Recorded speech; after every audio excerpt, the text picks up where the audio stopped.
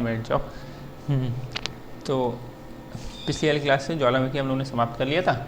अब हम लोग देखेंगे भूकंप कि भूकंप क्या होते हैं, भूकंप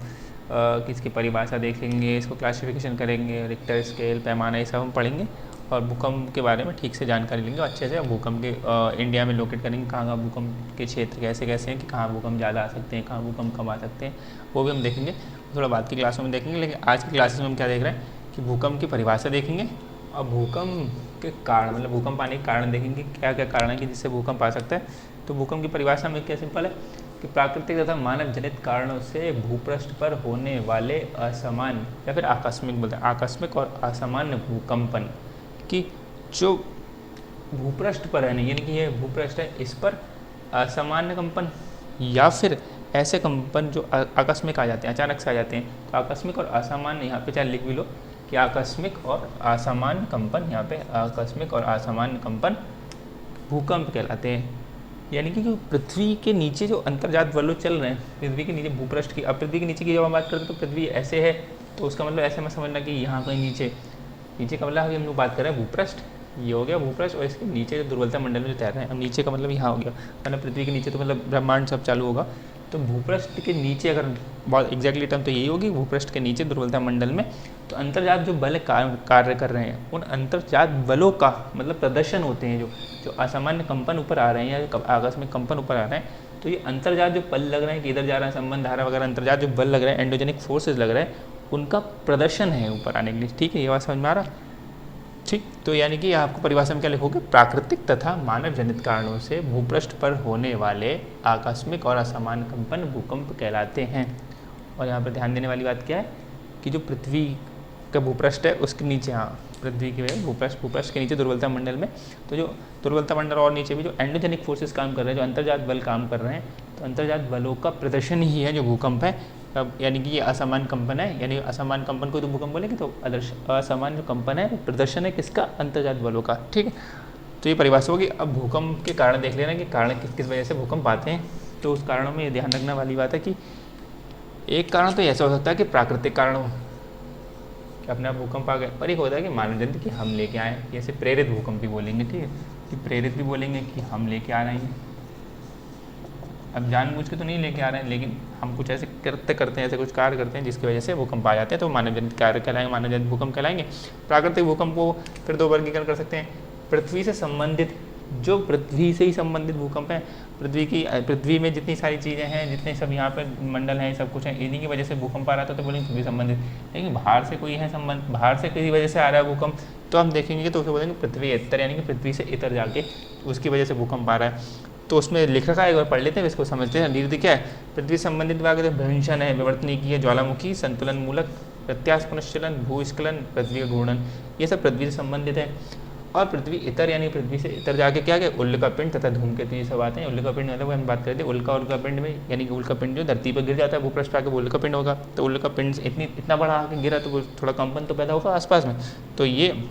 धूमकेतु कोई बड़ा एस्ट्रॉइड वगैरह के टकरा गया, तो ये सब चीज़ें, तो इस चीज़ें पृथ्वी उत्तर में आ जाएंगी। तो उतना तो इनको ज़्यादा नहीं पढ़ना, लेकिन हमें ये चीज़ ध्यान रखनी है, इनसे पढ़ना पृथ्वी संबंधित और मानव जनित में। एक बार पढ़ लेते हैं, इसको समझ लेते हैं कि परमाणु विस्फोट हमने कोई करा, तब बड़े बांध जलाशय होते हैं, वो खनन विस्फोट, खदानों की छतों का धंसना, नियात भूकंप भी बोलते हैं, जैसे कोलैप्टिक, और शेल गैस निष्कर्षण, ये सब क्या है ये हम देख लेते हैं एक एक करके। तो इसको एक बार लिख लें, ये डायग्राम बना लेंगे, परिभाषा लिख ली, कारण लिखने के बाद उसको दो वर्गीकरण कर लिए, प्राकृतिक और मानव जनित कारण से होता है भूकंप, और प्राकृतिक में भी दो बांट लिए, पृथ्वी से संबंधित, तो पृथ्वी संबंधित हमने ये सब लिख लिए कि पृथ्वी संबंधित, पृथ्वीएत्तर यानी कि उल्का पिंड धूमकेतु लिख लिया, और मानव जनित में परमाणु विस्फोट ये सब लिख लिया। तो अब एक एक करके इसको समझ लेना ये है क्या। देखो भ्रंशन प्रवर्तनी की तो सिंपल है, ये तो समझ में आएगा। भ्रंशन प्रवर्तनी क्या है, सब वही प्लेट टेक्टोनिक्स है। भ्रंशन, हाँ भ्रंश पैदा हो गया, भ्रंश का मतलब क्या, वो चौड़ी, मतलब भ्रंश का मतलब क्या होता है, भय चौड़ी दरार, एक ऐसी चौड़ी दरार जिसके सहारे पृथ्वी के चट्टानी टुकड़े हैं ना, वो पहले ये चट्टानी टुकड़े, ये दो चट्टानी टुकड़े हैं, यहाँ एक हल्का सा दरार पड़ी, यानी कि भय चौड़ी दरार, इसको भ्रंश बोलेंगे। तो इसके सहारे से यहाँ से चट्टानी टुकड़े एक इधर जा सकता है, एक इधर जा सकता है, वो सब हम अभी देखेंगे, जिससे ब्लॉक पर्वत और ये सब ब्लॉक होस्ट वगैरह सब देखेंगे कैसे बनते हैं। भ्रंश भी कई तरीके से होते हैं, वो भी देखेंगे। तो हम अभी आगे वाली क्लास में धीरे धीरे देखते रहेंगे, लेकिन इतना समझो भ्रंश क्या है, एक चौड़ी दरार होती है जिसके सहारे से चट्टानी टुकड़े अलग अलग हो सकते हैं। तो ये भ्रंश यानी कि भाई भ्रंशन विवर्तनिक प्लेट टेक्टोनिक्स क्या है, कि जहाँ भ्रंश हो रहा है, भ्रंश वगैरह बना है, तो वहाँ पे कंपन हो सकते हैं। संरक्षी प्लेट किनारे वगैरह होता है ना, मेरे संरक्षी प्लेट किनारे में कहोगे ऐसे करके प्लेट है, कोई टेढ़ी प्लेट है, उसमें ऊबड़ खाबड़ ऐसे रास्ते हैं और इसमें भी रास्ते हैं, तो ये इधर जा रही है और इधर जा रही है और ये बिल्कुल स्लाइड करके जा रहे हैं आपस में, तो रगड़ते हुए जाएंगे तो हो सकता है ऊपर झटके कंपन पैदा करते हैं। तो भ्रंशन के सहारे या कैसे भी करके ये विवर्तनिकी में जो होंगे तो उसको भूकंप, जब छोटे छोटे कंपन आ जाएंगे, बड़े लेवल के कंपन भी नहीं हो सकते कि बहुत बड़े कंपन हो जिसके कारण बहुत बड़ा भूकंप जनरेट हो जाए, लेकिन हाँ छोटे कंपन पैदा कर सकते हैं, या फिर अगर बहुत बड़ा विस्तार भी कर सकते हैं, बहुत बड़ी बड़ी प्लेटें आपस में संरक्षित हो रही हैं तो भी हो सकता है। तो प्लेट विवर्तनिकी जो हम पीछे पढ़ के आ चुके हैं उनके कारण जो भूकंप उत्पन्न होंगे यानी कंपन उत्पन्न होंगे तो वो भूकंप ऐसे एक पृथ्वी संबंधित हो जाएंगे। ज्वालामुखी भी पीछे हम पढ़ के आ ही चुके हैं कि ज्वालामुखी विस्फोट इतनी तेज़ी से हो कि वही अम्लीय लावा कितना तेज विस्फोट करता है ना, तो अम्लीय लावा होगा तो वो जितनी तेज विस्फोट हो तो आसपास के क्षेत्रों में कंपन पैदा हो जाएगा, तो उसके कारण भी भूकंप आ सकता है। इसमें सब यही दो बातें लिख लोगे कि ज्वालामुखी वही मैग्मा वगैरह लिखोगे, मैग्मा आएगा नीचे से आएगा और वो इतनी तेज़ी से फटेगा, उसका केंद्रीय नलिका से उद्गार इतनी तेज़ी से होगा, जब इतनी तेज़ी से उद्गार होगा तो वो आसपास के क्षेत्र कंपन में आ जाएंगे। ये सब लिख लेना, बहुत टर्म वाली बात नहीं, जो समझने वाली बात है हम लिख लेंगे। ज्वालामुखी पीछे पढ़ के आ चुके हैं, हमने देखा ना ज्वालामुखी से भूकंप भी आ सकते हैं। तो संतुलन मूलक, ये एक चीज़ समझने वाली कि संतुलन मूलक क्या बोलेंगे, आइसोटेसी वो यानी कि इसको भू संतुलन भी बोलते हैं। यानी कि इसको कैसे समझोगे, पृथ्वी जो घूम रही है ना, जैसे कि ये पृथ्वी है, पृथ्वी को भूपृष्ठ का ऐसे एरिया देखे तो कोई पहाड़, इतने ऊँचे ऊँचे पहाड़ हैं, कोई यहाँ पे नीचे यहाँ पे समुद्र भी है, ठीक ऐसे करके ये एरिया में कहीं और ऊँचे इससे चोटियाँ हैं, कहीं गर्त हैं, इतने बहुत नीचे नीचे गर्त हैं ऐसे करके बने हुए हैं। फिर अगर हम देखेंगे यहाँ पे आइसबर्ग भी है बहुत सारे, फिर ऐसे पहाड़ ऐसे ऊँचे ऊँचे भी हैं, अलग अलग सब चीज़ें हैं। तो पृथ्वी पर ऊँची आकृतियाँ भी हैं, गहराई आकृतियाँ भी हैं। तो पृथ्वी इन जो ऊँची और पृथ्वी को घूमना भी लगातार, ठीक पृथ्वी को घूमना भी, हमने स्पीड की बात करी बहुत तेज़ स्पीड से घूम रहा है। तो पृथ्वी अपने घूर्णन के दौरान, जब घूर्णन के दौरान जिस प्रक्रिया के माध्यम से इतनी ऊंची चीज़ें भी हैं और इतनी गहराई चीज़ें, इन सबको संतुलन बनाए रखती है कि आप कोई एक बहुत बड़ी ऐसे प्लेट ले लो और उसमें बॉल वगैरह उन पैसे रखो और घुमाओ तो उनका संतुलन बनाना मुश्किल होगा ना। आपने ऐसे एक किसी बॉल पे ऐसे रोको इसको और इसको घुमाओगे तो आप बहुत मुश्किल में संतुलन बनाए रखोगे। तो ऐसे करके सब पृथ्वी पर ऐसे हैं। तो हालांकि ग्रेविटी काम कर रही है, वैसे ये ग्रेविटी की वजह से रुके हुए हैं, लेकिन फिर भी इतनी बड़ी चीज़ है तो पृथ्वी मतलब इनका वजन होगा कुछ इस वजह पृथ्वी थोड़ा इधर टिल्ट हो जाए, उधर टिल्ट हो जाए, ऐसा भी कुछ बहुत सारे फंक्शंस हैं वो साइंटिस्ट पे बात कर रहे हैं। लेकिन क्या है कि पृथ्वी पर जो बहुत सारी ऊंची आकृतियाँ हैं, गहरी आकृतियाँ, जो भू आकृतियाँ पृथ्वी पर, तो पृथ्वी घूर्णन के दौरान जिस प्रक्रिया के माध्यम से इनका संतुलन बनाए रखती है उसको क्या बोलते हैं, भू संतुलन, या फिर संतुलन मूलक सिद्धांत, या फिर इसको आइसोटेसी इंग्लिश बोलते हैं। ऐसी तैसी नहीं, आइसोटेसी। मतलब एक बच्चे थे उन्होंने पिछली वाली क्लास पढ़ा रहा था तो उन्होंने बोला ऐसी तैसी, आइसोटेसी, ऐसी तैसी, आइसोटेसी है, ऐसी तैसी वाला नहीं, आइसोटेसी, ठीक। तो इसमें क्या है कि समझ में आ गया, ये क्या है, पृथ्वी अपने घूर्णन के दौरान जिस प्रक्रिया के माध्यम से जो पृथ्वी पर बनी भू आकृतियाँ उनका संतुलन बनाती है, उस सिद्धांत को या उस प्रक्रिया को क्या बोलते हैं, भू संतुलन या फिर भू संतुलन मूलक या फिर आइसोटेसी बोलते हैं। तो अब क्या है कि अब जैसे प्रक्रिया है, अब इसमें कि इससे भूकंप कैसे आ सकते हैं, कंपन कैसे होते हैं इससे, जैसे अब अपर्दन हुआ, इस पहाड़ का थोड़ा थोड़ा मान लो इतना अपर्दन हो गया तो ये यहाँ से इतना गायब हो जाएगा, ठीक, यहाँ से तो इसका गायब हो गया, फिर अपर्दन के मान लो इससे गायब हो गया। तो ये अपर्दन के दौरान जब नीचे इकट्ठे हो जाते हैं ऐसे करके, तो यहाँ पर क्या है, इनके जो संतुलन में बाधा पहुँच रही है कि अपर्दन हुआ और संतुलन बनाए रखे थे कि भाई जैसे होता है ना कि अगर तराजू बना हुआ है, अभी ऐसे सीसॉ देखा ना ऐसे होता है, तो यहाँ पे बीच में है, तो इसका लगे इतना वजन यहाँ पे अगर मान ली रखा हुआ है और यहाँ पे उसकी मात्रा में छोटे छोटे वजन रखे हुए हैं, ठीक है, लेकिन बराबर तो मान लिया हल्का थोड़ा सा टिल्ट लग रहा है, लेकिन कोई बात नहीं, ये बराबर मान के चलो। अगर यहाँ से ये थोड़ा सा अपर्दित हो जाए हल्का सा, ये मान लो ऐसे था, ऐसे में बराबर मान लिया, ये अपर्दित इतना हो जाए, फिर यहाँ अपर्दित हो गया, कहीं उधर चला गया, या फिर इधर ही आगे चला गया, इधर आ गया, तो फिर इधर का हिस्सा नीचे चला जाएगा। तो यहाँ पर ये बोलना है, और पृथ्वी को क्या है, इसका संतुलन बनाना है। तो पृथ्वी इस प्रक्रिया, एक पृथ्वी की अपनी प्रक्रिया है कि इसको संतुलन कर लेती, कैसे करके चाहिए इसको तो मैनेज करे वो पृथ्वी की प्रक्रिया। तो पृथ्वी इन अपनी प्रक्रिया, जिस प्रक्रिया के माध्यम से इसको संतुलन बनाए रखती है आकृतियों का, तो उसको भू संतुलन बोलते हैं, आइसोटेसी बोलते हैं। तो ये प्रक्रिया ना बहुत मंद गति से होती है, कि इतनी मंद गति से होती है कि हमें पता नहीं चलती कि पृथ्वी कुछ अपर्दित हो रहा है, वो हो रहा है, और पृथ्वी अपने आप को संतुलन बनाए रखती है। ये बहुत मंद गति से होता है। लेकिन जब कभी ये प्रक्रिया जो पृथ्वी का संतुलन बनाने वाली प्रक्रिया, जब ये बहुत तीव्र गति, थोड़ी मंद से तीव्र गति हो जाए, जब ये थोड़ी तीव्र गति पकड़ लेती है तो हमें कंपन महसूस होते हैं कि जल्दी जल्दी एडजस्ट करना है, एक बार को जल्दी जल्दी फटाफट एडजस्ट कर लिया और जल्दी संतुलन बनाना है, तो फिर आपको कंपन महसूस होंगे। लेकिन बहुत हल्के हल्के हल्के हल्के हल्के हल्के चलेगा, इधर इधर इधर इधर इसको ट्रांसफर कर दिया किसी माध्यम से, पानी के माध्यम से, कुछ भी माध्यम से, या कुछ भी ऐसे करके, या फिर हवाओं के माध्यम से इसमें अपरदित कर दिया, थोड़ा बहुत जो भी करा उन्होंने कर लिया, मैनेज कर लिया, इसका अपरदन थोड़ा इधर भेज दिया, ऐसे कुछ भी कर लिया, पृथ्वी बहुत मंद गति से कर ली तो कंपन महसूस बहुत होते ही ना के बराबर होते हैं, नगण्य महसूस। लेकिन जब थोड़ा तीव्र गति पकड़ लेते हैं तो हमें कंपन महसूस होते हैं। तो संतुलन मूलक प्रक्रिया के दौरान जब पृथ्वी तीव्र गति से अपने आप को संतुलन करती है तब थोड़ा कंपन पैदा होते हैं। तो एक कारण ये भी मानते हैं कंपन पृथ्वी का आने, मतलब पृथ्वी पर भूकंप का ये कारण ये भी हो गया। ठीक, संतुलन मूलक समझ में आया ऐसे कि पृथ्वी का मतलब घूर्णन के दौरान जिस प्रक्रिया के माध्यम से जिस प्रक्रिया के दौरान पृथ्वी घूर्णन के दौरान जिस प्रक्रिया से लिखो, हाँ, पृथ्वी घूर्णन के दौरान जिस प्रक्रिया से अपनी सतह पर बनी भू आकृतियों को संतुलित करती है उस प्रक्रिया को संतुलन मूलक कहलाते हैं, उस प्रक्रिया संतुलन मूलक कहते हैं। ठीक, तो ये हो गया संतुलन मूलक। प्रत्यास्थ पुनश्चलन इलास्टिक रिबाउंडेशन बोलते हैं, इलास्टिक रिबाउंडेशन, इसे इंग्लिश में क्या बोलेंगे, इलास्टिक रिबाउंडेशन। प्रत्यास्थ पुनश्चलन क्या है, इसके माध्यम से भी थोड़े बहुत कंपन आते हैं, इसको भी समझ लो ये क्या है। दरअसल कैलिफोर्निया में भूकंप को अध्ययन किया था, कैलिफोर्निया में जो भूकंप आया था एक, तो उसका एक अध्ययन किया था, रीड महोदय थे, उन्होंने अध्ययन किया था। तो उसके माध्यम स्ट्राइक स्लिप भ्रंश था, तो रीड महोदय ये लिखे हैं नाम इनका। ठीक, महोदय मतलब इनका सरनेम अगर नहीं सम्मान देने के लगा रहे हैं, रीड उनका नाम था, तो रीड महोदय थे। तो स्ट्राइक स्लिप भ्रंश के द्वारा, मतलब स्ट्राइक स्लिप भ्रंश क्या है, जैसे कि ऐसे पहले समझो, ये ऐसे करके एक चट्टान है यहाँ पे, ठीक, ये चट्टान है, इसमें क्या है,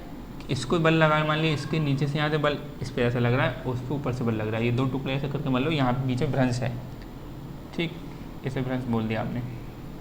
अब ये क्या है कि ये ऊपर को धक्का लगा रहा है, ये नीचे को लगा रहा है, इसमें तनाव पैदा हो रहा है इस चट्टान में। तो एक स्थिति कैसी आएगी कि ये थोड़ा सा ऐसे हो जाए, हल्की मैंने ज़्यादा कर दिया, थोड़ा सा कम बना दें ताकि आपको थोड़ा समझ में भी आए। एक स्थिति क्या होगी, ये ऐसे हो जाए, ठीक, ये आपका ऐसे ही रहेगा, और ये नीचे को आ रहा है, ये ऊपर को जा रहा है, तो ये कैसे हो जाएगा, ये ऐसे रहने के बावजूद नीचे आ जाएगा, थोड़ा ऊपर चला जाएगा, और ये ऐसे हो जाएगा।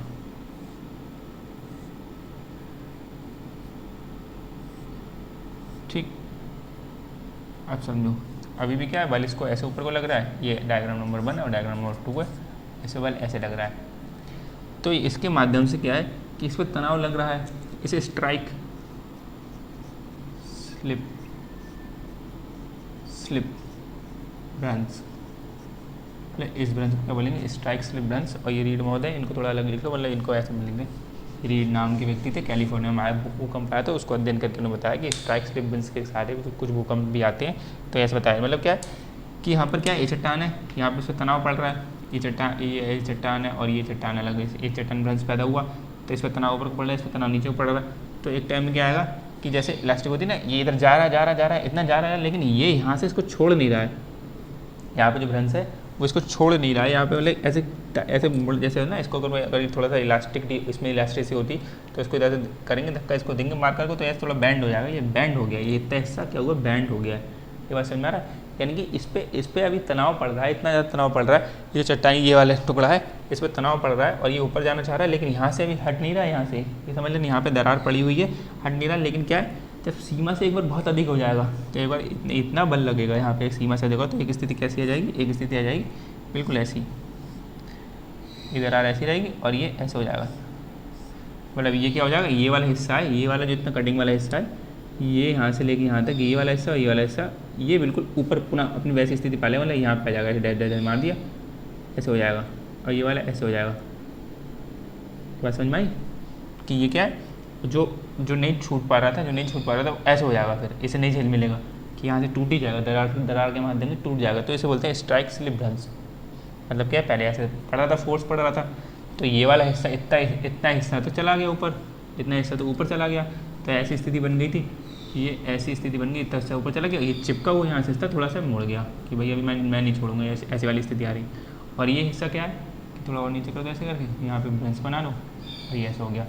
कि ये हिस्सा नीचे आ गया और ये नीचे आ गया। और ये कह रहा है, इसका कोने वाला कह रहा है कि अभी मैं नहीं छोड़ूंगा, लेकिन स्थिति इतना आ गया बल मतलब नहीं सीमा से अधिक हो गया, बहुत तनाव बल पड़ रहा है, तो ये क्या है ये वापस इसके संग में चला जाएगा कि ठीक है मैं अपने टूट जा रहा हूँ यहाँ से, तो फिर ऐसे ही हो जाएगा ये, और ऐसी स्थिति आ जाएगी और ये यहाँ पे ऐसे हो जाएगा,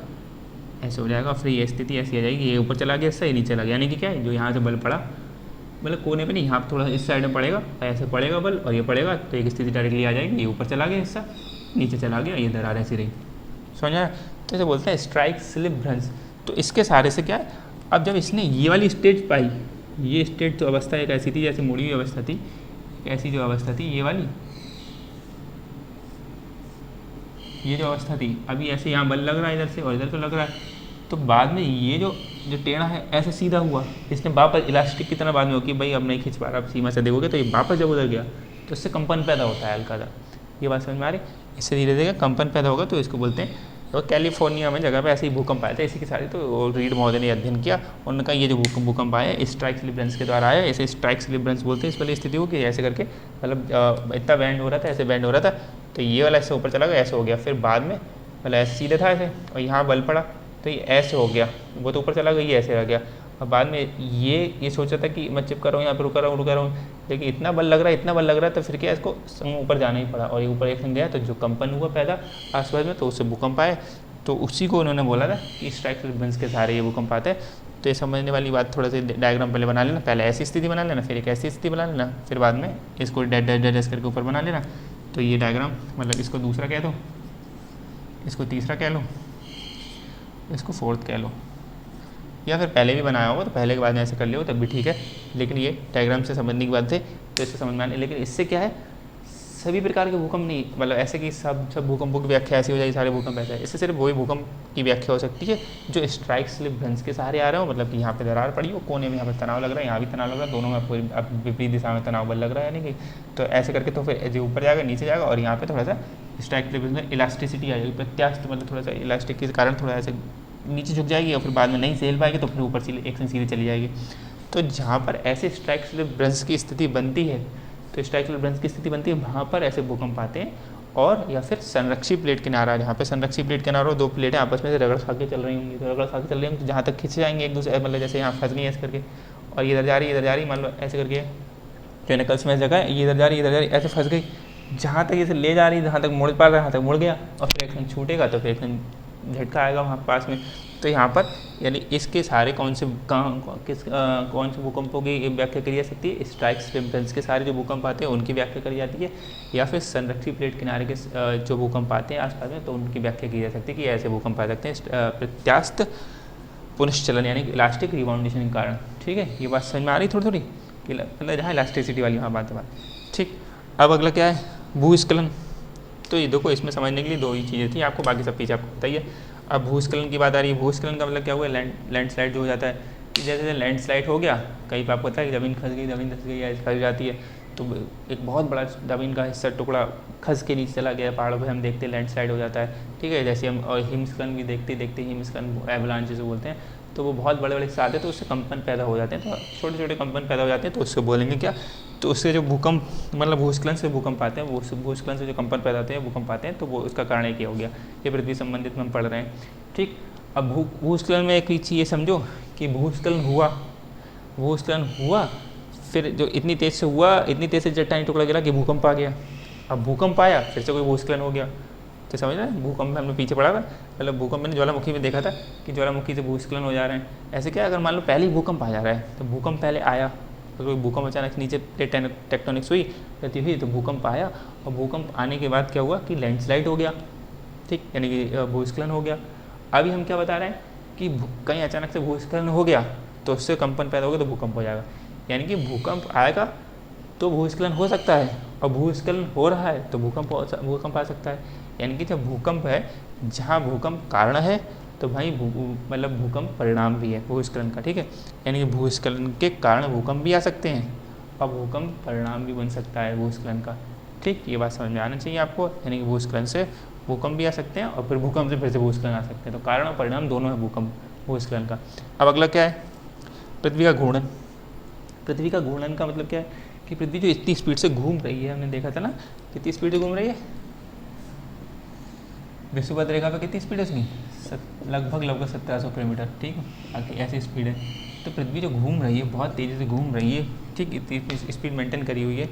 तो इसमें अगर हल्के से परिवर्तन हो गया घूर्णन में कि इतनी तेज घूम रही, घूमते घूमते घूमते अचानक थोड़ी स्पीड नैनो सेकंड की, बहुत नैनो सेकंड, माइन्यूट से नैनो सेकंड से स्पीड भी नैनो सेकंड का भी कुछ मिली, सब बहुत कुछ 100 हिस्सा आसपास और 1000 हिस्सा,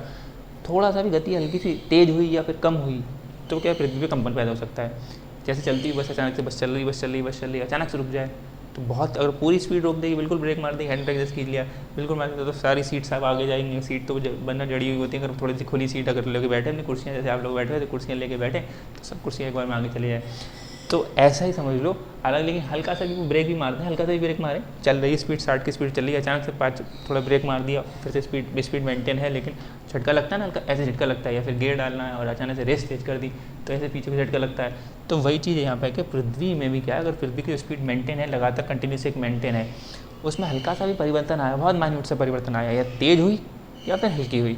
तो उससे कंपन पैदा हो सकते हैं। हालांकि और या फिर कोई पृथ्वी पर एक ऐसी घटना अचानक से हो गई जिससे पृथ्वी की स्पीड की, जैसे बताते हैं कि जापान में 2011 में जो फुकुशिमा वाली घटना हुई थी, तो उसमें बताते हैं कि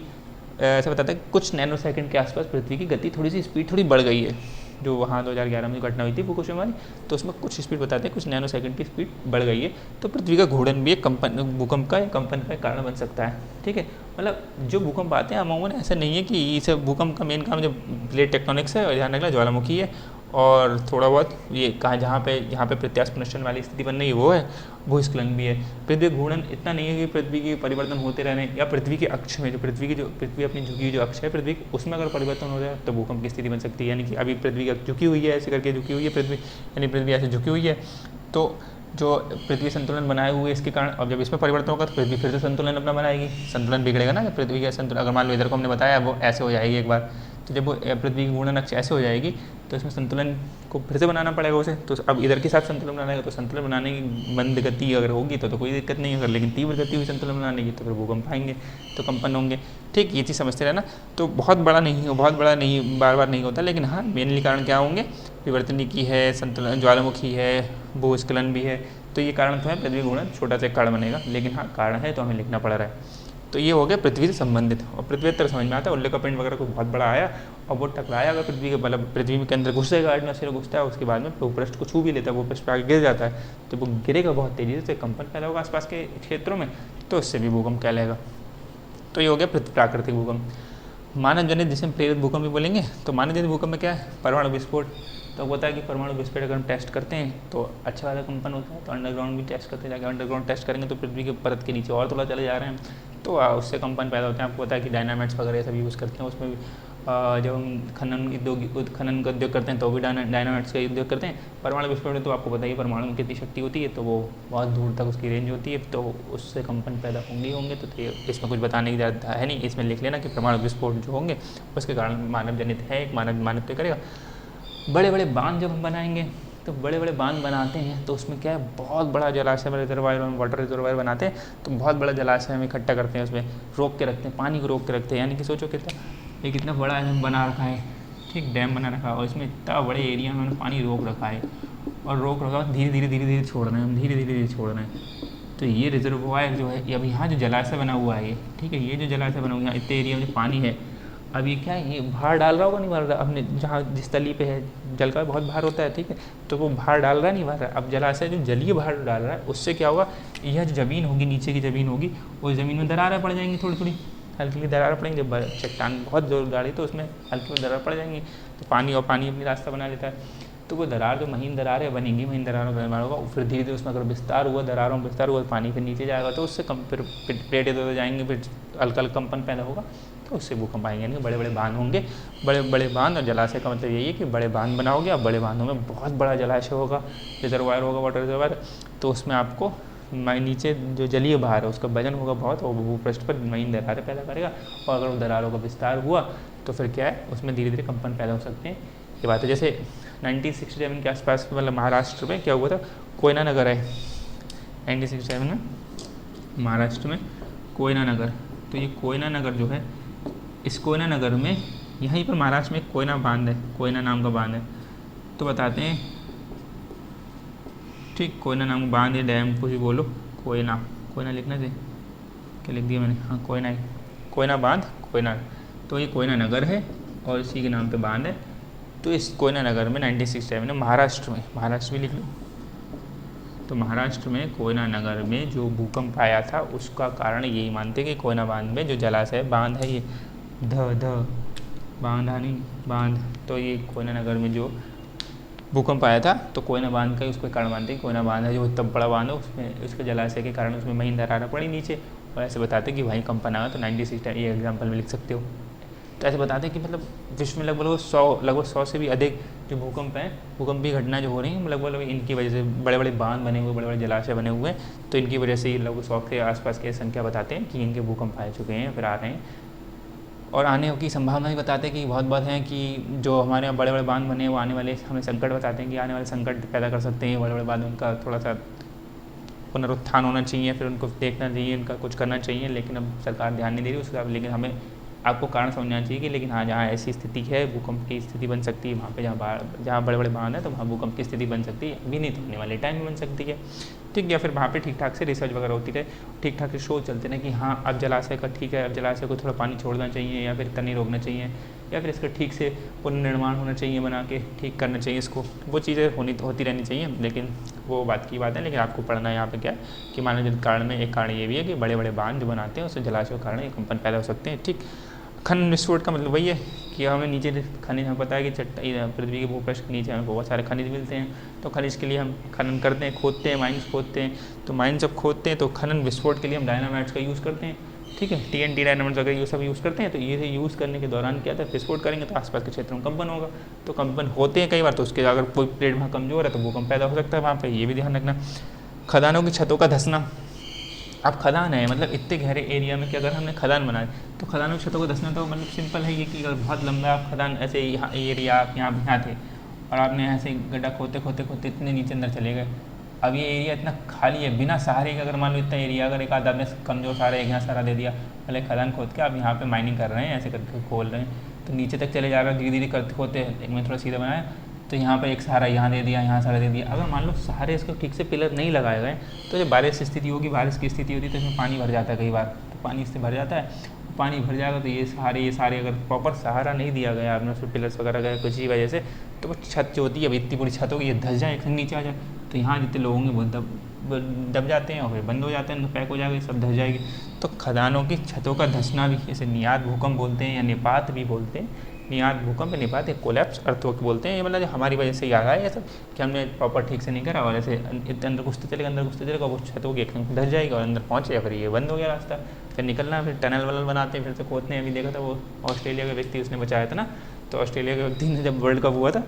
तो ऑस्ट्रेलियन वाले लोगों को तो नफरत हो रही थी, लेकिन उस ऑस्ट्रेलिया के व्यक्ति ने इतने लोगों को बचाया था, टनल का एक्सपर्ट था वो खोदने में, तो उन्होंने बचाया था। तो ये सब चीज़ें कि अगर इसकी वजह से ये जो छत है इतनी बहुत बड़ी एरिया में होगी, इसके ऊपर बहुत बड़ा भूपृष्ठ होगा, बहुत बड़ा लोड होगा, जब एक से नीचे गिरेगा तो आसपास के क्षेत्र में कंपन होगा, तो ये भी एक कारण हो सकता है, ठीक। शेल गैस निष्कर्षण, इसको समझ लेते हैं। ये क्या शेल गैस निष्कर्षण, कि जब हम चट्टानें हैं, शेल मतलब एक अवसादी चट्टान होती है, ये डायग्राम बना लेना पीछे, अगर नहीं बनाया हो तो पीछे वीडियो में से देख के बना लेना। जैसे शेल क्या होती है, एक अवसादी चट्टान होती है महीन कणों वाली, बहुत महीन कण होते हैं इसमें, और इसमें क्या होती है गैस हैं, इससे इस चट्टान में कैसे होती हैं विभिन्न प्रकार, जैसे मीथेन है और फिर तेल भी मिलता है, कुछ तो पता है तेल वगैरह की कहीं प्राप्ति होती है, ऐसे बहुत सारे खनिज और चीज़ मिलती है। तो ये जो शेल चट्टान है, ठीक, अवसादी चट्टान एक होती है बहुत महीन कणों वाली, ऐसे मान लीजिए चट्टान है, तो ये अवसादी चट्टान एक तो बहुत महीन कण होते हैं, महीन कणों वाली चट्टान होती है। तो इसमें पता है कि बहुत सारी गैसेज हैं, यहाँ गैस होंगी, तेल वगैरह ऐसे बहुत सारी मिलती है, ठीक है, ये सब इसमें बताते मिलते हैं। तो इसमें हमें निकालना है चट्टानों से, तो इसमें एक तकनीक यूज़ करते हैं, फ्रैकिंग बोलते हैं, फ्रैकिंग मतलब प्रक्रिया है, फ्रैकिंग, हाइड्रोलिक फ्रैकिंग भी बोलते हैं उसको, मतलब जल का सहारा लेते हैं केमिकल वगैरह मिला के। तो इसमें क्या है, जैसे शेल गैस है तो इसमें से हमें मतलब ये गैस निकालनी है, शेल चट्टानों में से गैस का निष्कर्षण करना है धीरे। तो ये शेल की अवसादी चट्टान होती है, बहुत महीन कणों वाली अवसादी चट्टान, इसमें हमें गैस का निष्कर्षण करने के दौरान क्या होता है, मतलब ये छोटी बनाना है, बहुत बड़ी होती है चट्टान, बहुत बड़े लेवल की चट्टान है। तो इसमें क्या, पहले वर्टिकल ड्रिलिंग करते हैं, ऐसे ड्रिलिंग करी वर्टिकल, फिर इधर उधर हॉरिजॉन्टल ड्रिलिंग करेंगे। तो इसमें क्या, ऐसे ड्रिलिंग की रास्ता बन गई, यहाँ पे यहाँ पे यहाँ पे यहाँ पे और यहाँ पे ऐसे है। अब इसके सहारे क्या करा हमने, इसके साथ केमिकल मिलाया जल में, तो जल छोड़ते हैं केमिकल मिला के, तो इसमें से जल छोड़ा ऐसे करके, यहाँ गया जल, यहाँ गया, यहाँ गया, यहाँ गया, यहाँ गया, यहाँ गया, तो ऐसे करके अंदर जाता रहता है। और ये सब ऐसे करते रहते हैं। और चट्टान और यहाँ वर्टिकली करा और वर्टिकली करा और मतलब वर्टिकली करा और हॉरिजॉन्टल इधर करा और हॉरिजॉन्टल इधर करा, ऐसे करके वर्टिकल भेजा फिर इधर भेजा, तो इसमें क्या दरार पैदा करी और इसके सहारे से गैस निकल के ऊपर आ जाती है। गैस आ गई इसके सहारे से ऊपर, जहाँ जहाँ गैस होती है वहाँ ऊपर आ जाती है, गैस वगैरह तेल वगैरह ऊपर आ जाता है। मेनली हमें गैस निकालना है तो गैस ऊपर आ जाती है, हम कलेक्ट कर लेते हैं। लेकिन ये चट्टान में दरार जब पैदा कर देता है तो ये दरार बढ़ती बढ़ती चली जाती है और चट्टान बहुत बड़ी बड़ी चट्टान होती है। तो दरार जब और अंदर तक ड्रिलिंग करते हैं बहुत वर्टिकली, ये तो छोटे से दिख रहा है आपको, बहुत वर्टिकली बहुत ज़्यादा ड्रिलिंग करते हैं। तो इससे क्या है कि जितनी गहराई में ड्रिलिंग करोगे आप और फिर हॉरिजॉन्टल इधर फैलोगे ड्रिलिंग करोगे, और एक भी नहीं है मतलब इस दिशा में एक ड्रिलिंग कर ली, इधर कर ली, इधर कर ली, इधर कर ली, बहुत करते करते करते रहते तो उसमें चट्टान में दरार पैदा हो जाती है। दरार के कारण क्या होता है, उस जगह आसपास की जमीन वहाँ धस जाती है और उससे क्या छोटे छोटे भूकंप पैदा हो सकते हैं, जो मतलब कंपन पैदा हो सकते हैं। तो चट्टानें गिर जाती हैं, वहीं दरारें पैदा हो जाती हैं, तो भूकंप हो जाते हैं इससे। ये बात समझा रहे। शेल गैस का मतलब क्या, मतलब ये ध्यान रखिए, मतलब शेल गैस होती है और फ्रैकिंग तकनीक इसमें यूज़ करते हैं, मतलब जो तकनीक यूज़ करते हैं, जो प्रक्रिया यूज़ करते हैं फ्रैकिंग बोलते हैं। और जब जल मिलाते हैं इसको तो हाइड्रोलिक फ्रैकिंग भी बोलते हैं, ठीक है। तो इस प्रक्रिया का नाम क्या है, फ्रैकिंग। यानी फ्रैकिंग के ज़रिए हम क्या करते हैं, शेल गैस को निकालते हैं। तो शेल गैस को जब निकालते हैं तो उसमें दरारें पैदा हो जाती है चट्टान में, तो उस चट्टानों में दरार पैदा हो जाती है जिनके कारण भ्रंश का निर्माण हो जाता है। भ्रंश बनेगा जब, और भ्रंश बनेगा तो भूकंप की उत्पत्ति हो जाएगी। भ्रंश का हमने देखा ना, भ्रंशन के सारे भूकंप। तो ये सब क्या हो गया, हमने प्राकृतिक मानव जनित कारण पढ़ लिए, प्रेरित भूकंप भी बोलते हैं। फ्रैकिंग तकनीक समझ में आ गई। और शेल क्या है, शेल गैस मतलब शेल क्या है, अवसादी चट्टान है बहुत महीन खड़ों वाली, या ऐसे लिख सकते हो कि शेल एक बहुत महीन खड़ों वाली अवसादी चट्टान है, ठीक है, जिसके अंदर बहुत सारी गैसेज होती हैं और खनिज तेल आदि सब चीज़ें पाई जाती हैं। तो उसको निकालने के लिए, मेनली हमें गैस को निकालने के लिए, तो गैस को निकालने के लिए जो प्रक्रिया यूज़ करते हैं उसको फ्रैकिंग बोलते हैं। और वो प्रक्रिया कैसे यूज़ करते हैं मैंने बता दिया आपको। वर्टिकली ड्रिलिंग करते हैं, फिर हॉरिजॉन्टली ड्रिलिंग करते हैं, उसमें जल एक केमिकल मिला के जल को छोड़ते हैं। तो जल को जब छोड़ते हैं तो धीरे धीरे दरार बनाते चले जाते हैं, तो महीन दरारें बनती हैं। उस दरारों के सारे बाद में भ्रंश भी बन जाते हैं और भ्रंशों के सारे बाद में भूकंप आते हैं, ठीक। बहुत बड़े भूकंप नहीं होते उस लेवल के, लेकिन हाँ कारण तो एक है, मानव जनित कारण है। मानव जनित कारणों में सबसे बड़ा परमाणु विस्फोट को मान सकते हो, बड़े बांध जलाशय को मान सकते हो, फिर खनन विस्फोट, मतलब ये ठीक है उसकी वरीयता कम होती गई है, सब ऐसा समझ लो कि सबसे ज़्यादा इसको, उसके बाद इसको ऐसे से मान सकते हो। लेकिन अब परमाणु विस्फोट इतने ना हर रोज़ कर रहे पड़े या फिर परमाणु विस्फोट ऐसा नहीं जब करा, लेकिन ये थोड़ा सा इसकी इंटेंसिटी ज़्यादा मान सकते हो कि बड़े बांध, बहुत बड़े बांध बना चुके हैं, बहुत जगह ज़्यादा बना चुके हैं। लेकिन हाँ परमाणु विस्फोट तो हुआ था 1998 हुआ था, कहाँ हुआ था, राजस्थान कहाँ पे, पोखरण, हाँ ठीक है, ध्यान रखना। चलिए इतना हो गया। अब अगली क्लास में देख लेंगे जैसे भूकंप, इसका वर्णन कर लेंगे थोड़ा सा, और पैमाने वगैरह देख लेंगे, रिक्टर स्केल मैकली पैमाना देख लेंगे। फिर हम बाद में देख लेंगे कि भूकंप की दशाएँ देख लेंगे और चीज़ें देख लेंगे। आज के लिए इतना रखो, अगली क्लास में मिलते हैं, ठीक है।